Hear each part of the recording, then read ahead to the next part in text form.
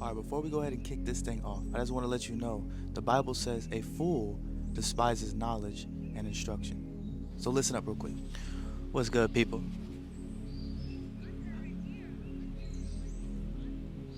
Why is this kid so loud?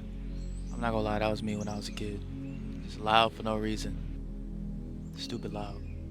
Being a servant of the Lord. And if you don't serve the Lord, just go ahead and scroll past the video. It's cool, you know what I'm saying? Because there's levels to this, you know what I'm saying? In order to understand this, you have to actually be in the process and action of doing it, or you won't be able to see what it is that I'm saying within your own process of serving God. All right, so becoming a true servant of God. I want to define the word by the mental process. In order to be a servant, one must be willing to be submissive. Definition of submission is to acknowledge a superior force and to submit to its will, right? I'll start out with this verse. It says, his ways are higher than our ways. His thoughts are higher than our thoughts. Okay, but we really want to understand this here, right? So I'm going to unpack it a little bit, okay? Because the Grand Canyon, okay? The top of the Grand Canyon is super high, right? In the Grand Canyon is super low, okay? But when you're in the Grand Canyon, what you can see is limited versus what you can see at the top of the Grand Canyon. If I'm on top of the canyon, I can see your path in front of you. I can see a turn. I can see a pit or a trap. The Bible refers to him as the Most High. God is so high.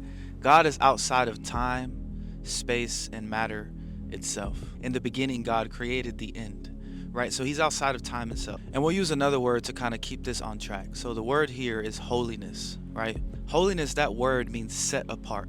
For example, the president is considerably more set apart than a common citizen.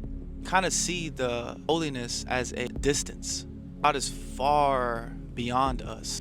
Time itself is a distance, if you will. The sun is approximately 91.491 million miles away. It would take 177 years to drive there at 60 miles an hour. It would take 19 years by plane flying at 550 miles per hour. It would take 3,536 years to walk there at 3 miles per hour. I don't know about you, but I can't even sit on a plane for 6 hours. If we were just 500,000 miles away from the sun itself, we would be burnt to a crisp. Even if we were there for only a second. If we went bam bam, we would instantly in that moment be burnt to a crisp. 500,000 miles away within its presence. And God is more holy and pure and greater than the sun itself. God is referred to as Akel Esh, which means the consuming fire. The angels that were sitting before God were saying, holy, holy, holy, receiving more and more revelation of how different and how far God was exceedingly out of all of creation. Right? And comparatively to God,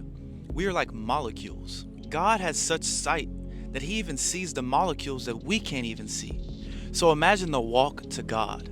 Imagine if you try to walk to the sun and take 3,000 years.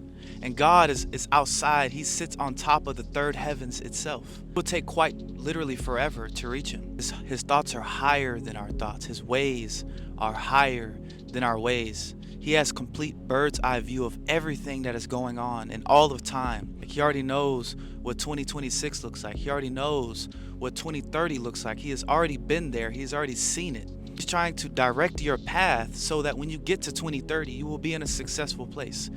The more that you can comprehend how God is, the more you want to walk and be like him, the more you want to ask him for his wisdom, the more fear and respect and veneration in your heart that you will have for God. Many times we want to make our nature his nature, but that's the wrong way to look at life, right? If something is greater, we should submit to its will, to its greatness, right? And we should try to learn and try to fathom a little bit of who that being is. A servant is someone who understands who they serve. Who do you serve?